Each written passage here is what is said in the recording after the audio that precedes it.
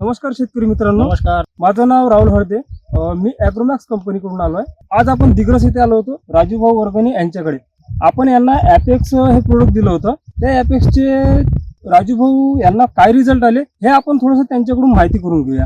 नमस्कार राजूभाऊ. नमस्कार भाऊ. आम्ही तुम्हाला ॲपेक्स नावाचं जे प्रोडक्ट दिलं होतं हो ते तुम्ही तुमच्या टमाटरवरती मारलं. हो. तर ह्या टमाटरवरती मारल्याच्या नंतर तुम्हाला याचे काय रिझल्ट पाहायला मिळाले हे थोडंसं तुम्ही शेतकऱ्यांना सांगू इच्छिता? भाऊ, मी जेव्हा टमाटरची लागवड केली तेव्हा टमाटर पातळ झालं होतं. ओके. ॲपेक्स मारल्यानंतर काय झालं, एका झाडाला असे 10 फुटवे घेतले. हो. त्या 10 फुटव्यामुळे काय झालं का, म्हणजे जे गॅप होती ते गॅप भरून निघाली आणि झाड असं वाटे का दाट लागवडीसारखं झाड झालं. ओके.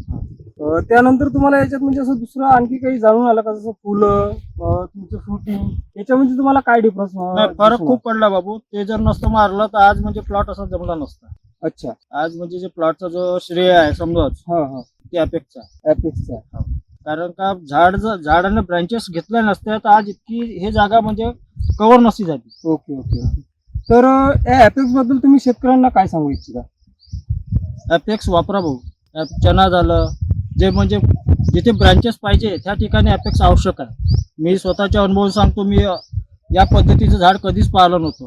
ॲपेक्सच्या फवारणीनंतर 15 दिवसांनी मी झाडाचे ब्रँचेस पाहून मीच खुश झालो. धन्यवाद.